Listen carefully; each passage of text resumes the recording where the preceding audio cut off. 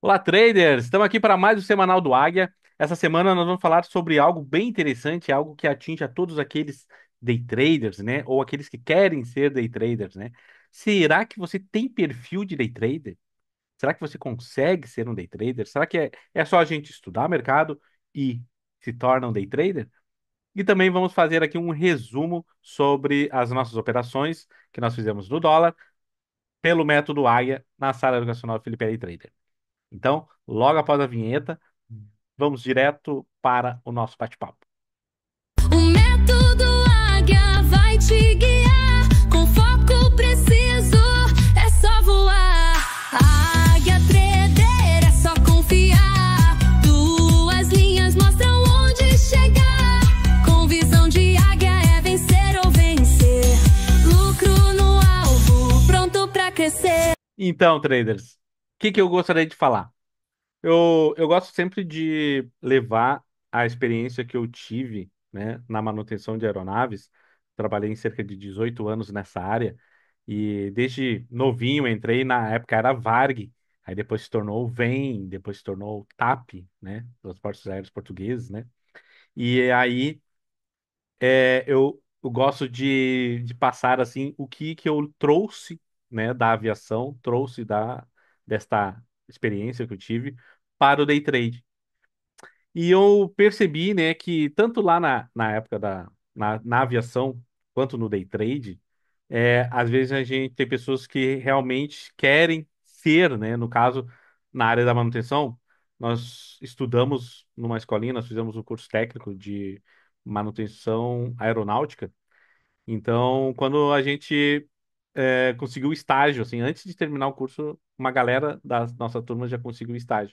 E aí a gente entrou na Varg, assim, como estagiário, e tinha aqueles colegas, né, que a gente entrou junto, assim, teve uns colegas que a gente entrou no mesmo dia, assim, era aquela coisa legal, né, da gente colocar o uniforme da Varg e crachá da Varg, então tudo, e depois pegar nossos equipamentos, né, nosso EPI, nossa caixa de ferramenta, a gente fez tudo isso junto, assim, e entrou, tipo assim, uma meia dúzia. Uma meia dúzia entrou no mesmo dia, né? E aí, o que acontece? Hum, é, como era estágio, a gente fez praticamente um ano de estágio juntos, né? E existiam muitos paradigmas lá na empresa, né? Quando a gente entrou. E alguns que entraram junto comigo, né? Fomos quebrando alguns paradigmas. Por exemplo, né? Quando a gente entrou lá, pessoas, só os mecânicos sêniors, assim, plenos, sêniors, faziam ajuste de superfície, que era algo muito mais técnico, né? Um serviço muito mais técnico que ajuste de superfícies, né? Como ailerons, profundores, lemes, né? E então, esse tipo de ajuste era diferenciado, que era algo final, é algo, né? Precisava de muita experiência para fazer. E alguns estagiários estavam, ao final, né, de um ano de estágio, já estavam fazendo ajuste de superfície, né? No caso, eu já estava fazendo ajuste de bordo de ataque, de asa, no Boeing, né, do 737, e tinha um outro colega meu que já estava fazendo ajuste de portas, entendeu? Ele já estava se especializando em portas de aeronaves e eu estava me especializando em bordo de ataque de asa de aeronave. E a gente ainda era estagiário, nós não tínhamos nem efetivado, nós não era nem funcionário. Então já estávamos, de vez em quando, precisava de alguém para ajustar tal superfície ou tal porta em algum hangar e chamávamos nós que ainda éramos estagiários. Então a gente já foi quebrando alguns paradigmas que tinha muito mecânico lá que já era efetivado há alguns anos e não fazia o ajuste. E a gente já foi. Mas, naquela meia dúzia que entrou junto com nós, tinha alunos na escolinha que eles eram muito inteligentes. Eles tinham um perfil assim, eles não tinham um perfil, mas eles tinham conhecimento sobre aeronáutica muito amplo. Eles conheciam muita coisa, vários modelos de aviões, né, aeronaves, sabiam quem inventou tal avião, quem criou, quem era o fabricante, sabiam de tudo. Então os caras tinham um baita conhecimento. Mas não chegaram a efetivar. Eles simplesmente só fizeram o estágio e não serviram para mecânico. Eles eram muito bons na teoria, mas na parte prática, que era na área de, né, aonde que é o realmente importante, até porque estamos numa manutenção, a gente precisa, né, ter o feeling, o tato, né? Ali Os caras não tinham perfil para isso, eles não tinham perfil para mecânica, eles não gostavam da graxa e não queriam se sujar, era aquela coisa. E já, né?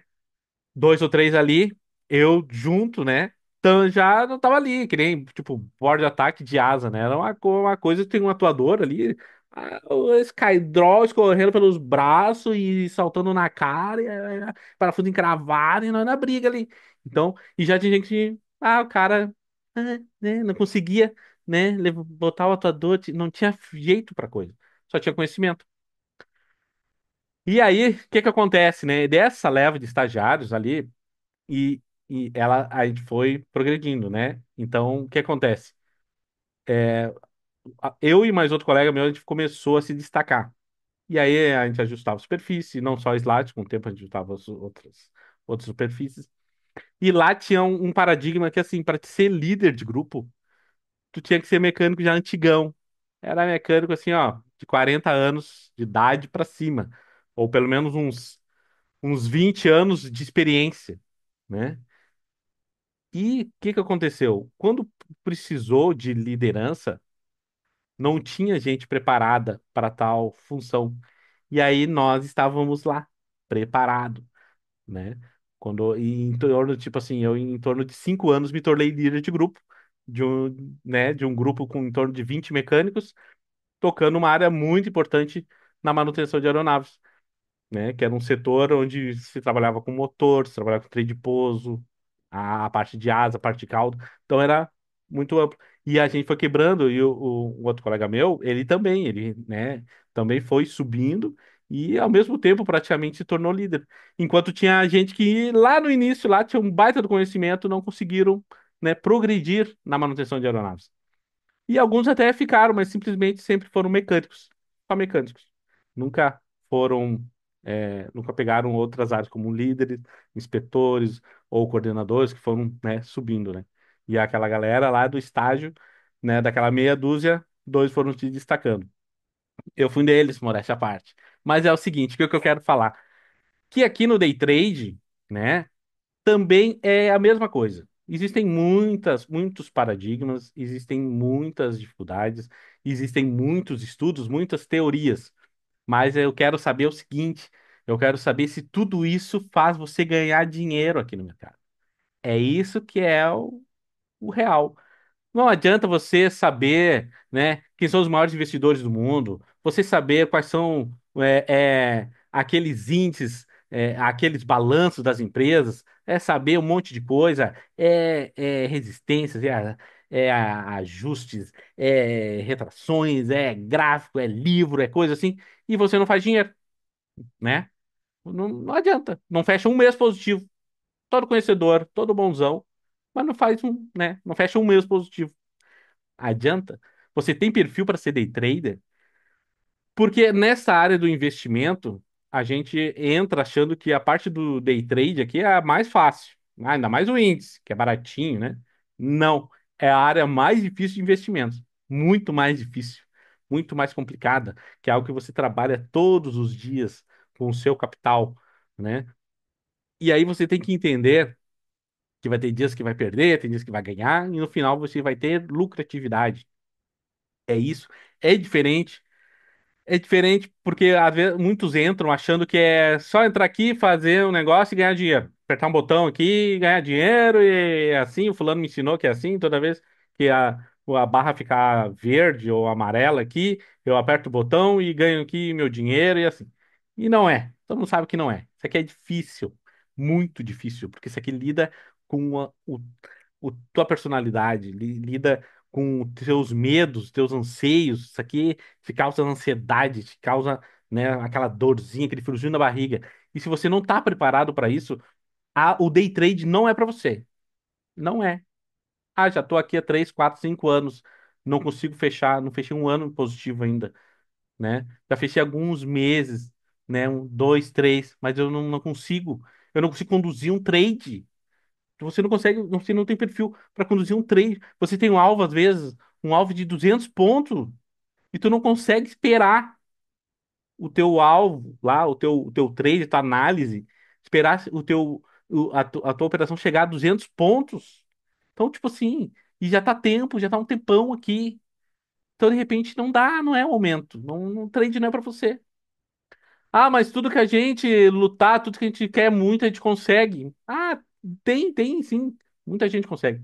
Mas tem muita gente que também não, que só quebra a cara, só se arrebenta. Entendeu? E aí o day trade talvez não seja para você.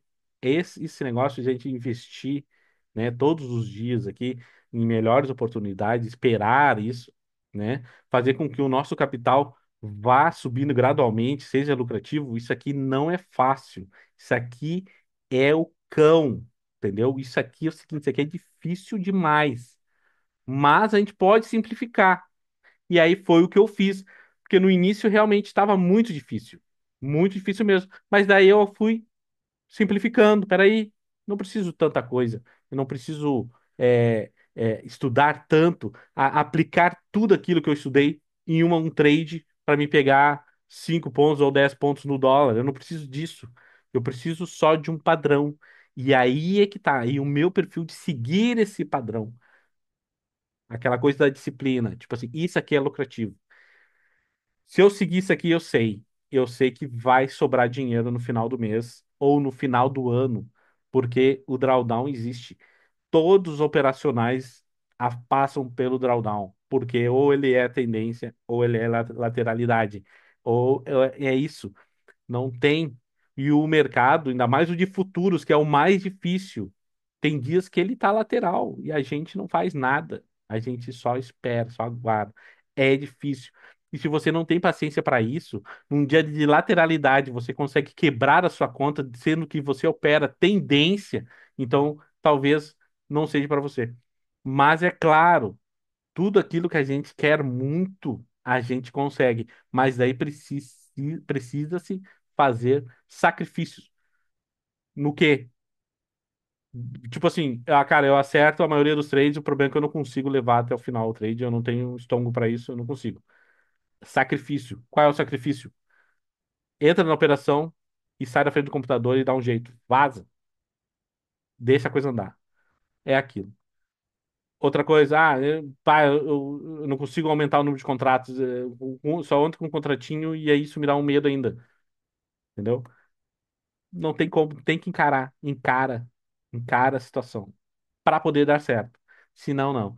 Então é aquela coisa assim da gente otimizar, né? A gente ter o perfil para ser day trade. E eu com essa coisa de eu encarar e me dedicar, né, nisso e entender que o que eu preciso é ter sangue frio durante as minhas operações.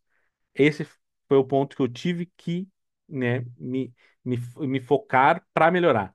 Conhecimento, pô, é muito legal, mas tem que ver se é lucrativo. Então eu otimizei. Por isso que o método Águia, ele é algo muito simples mesmo. Eles às vezes fazem eu me sentir assim, ó, tipo, eu vejo tanta gente falando de análise, né, coisa assim, que às vezes eu penso assim, tipo, nossa, eu recém fui alfabetizado, né, no day trade, porque eu tava fazendo dinheiro sem saber disso. Eu não sabia disso e até hoje, né, eu tava fazendo dinheiro. Por quê? Porque eu foquei mais no padrão, né, minha maneira de operar. Então a gente vai otimizando com o tempo. E aí hoje se tornou o método Agro uma maneira muito simples de fazer dinheiro em algo que muita gente se arrebenta, que se quebra, né? Então, a mensagem que eu queria falar para vocês, né, deixar aqui essa semana é isso, né? Talvez seja um ponto, estamos num ponto de repensar se o day trade é para você mesmo, se você tem um perfil para ser day trade, né, para ser day trader, né? Essa coisa de gaúcho, né? Fica faltando letra quando fala, né? Mas para ser day trader, né? De repente não tem perfil, né? Às vezes a gente que, né? A gente quer muito uma coisa, mas não consegue, né? Porque é difícil. Realmente na área dos investimentos, né? De mercado, de bolsa, né? A área do day trade é a mais difícil de todas. Vocês poderiam tentar talvez outra área, talvez swing trade, talvez call de opções ou fundos imobiliários, umas coisas mais, né, lights, né?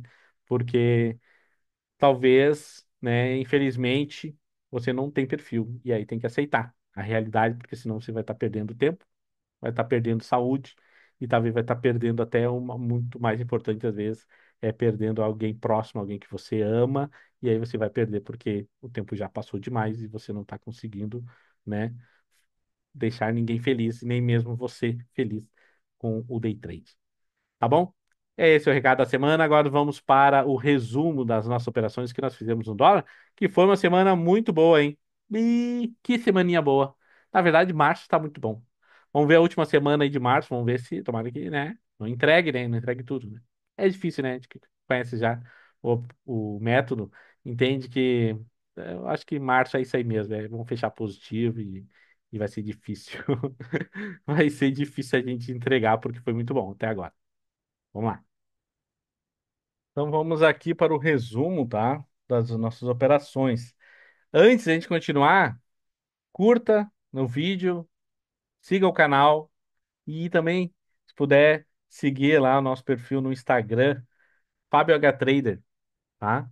Então lá eu passo todos os dias ali, eu passo quais foram as nossas operações pelo método AG no dólar. Então, e ali também a gente está sempre postando uma coisinha ali legal para quem é day trader, né? Então tá.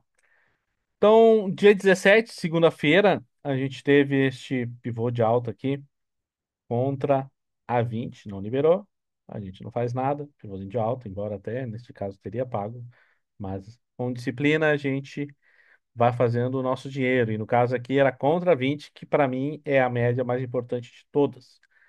E aqui depois o mercado nos entrega um pivôzinho de baixo, uma entrada padrão, beleza, isso aqui, método águia na veia. E aí, dinheiro no bolso. Segunda-feira. Pegamos uma bela de uma operação aqui, e então é lucro, take, como o pessoal fala aí, né? Ó, que legal, né? Entrada, ó, 100%, depois continuou, né? Mas aqui, ó, nós pegou nossa saidinha e depois deu aquela realizada. Beleza? Vamos para terça-feira, para não se alongar muito. Eu sei que vocês estão sempre com pressa, né?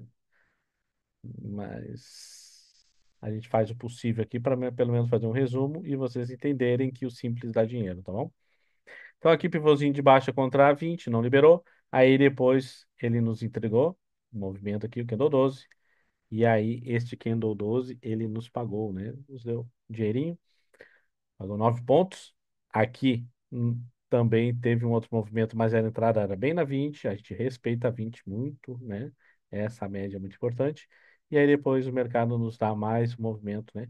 Muito parecido com esse aqui, muito parecido com aquele de segunda-feira. Terça-feira aqui, mais um águiazinho e mais dinheiro no bolso. Se a gente colocar aqui, ó, a gente vai espelhar. E aí a gente vê, ó, dinheirinho. Ah, mas não pagou em 5 minutos. Não, não pagou em 5 minutos. Mas o movimento está aqui. Ele não estopou, né? Ficou longe de estopar. Então, tu só tem que esperar a tua operação chegar lá aonde você entendia que o preço ia chegar. E no caso, chegou, pagou, né? Então, aqui foi uma operação muito boa, pagou 8 pontos. Terça-feira, um dia excelente, dois gains, né? Foram em torno de 17 pontos, né? Para o nosso bolso. Quarta-feira, o que acontece? Quarta-feira já demorou, foi um dia bem lateral no início aqui, ó. Isso aqui enrosca, a gente tem que ter paciência, porque a gente tem que entender que a gente não tá perdendo nada, até porque não deu o nosso sinal aqui, a gente não tem que fazer nada, só espera. Aí lá, né, ó, aqui, né, lá, que horas era aqui? Eram 11h20. Aí ele saiu do caixotinho, a gente espelhou para baixo o pivô de saída do caixote e, pum, dinheiro no bolso. Simples, de uma maneira simples, né? Como eu estava falando, né? Otimizado. Isso daqui já está entregue de mão beijada para todo mundo, né? O método Águia é algo que a gente consegue fazer dinheiro de uma maneira muito simples no mercado, sem muita frescura, sem muita conversa fiada, muita balela, muita teoria.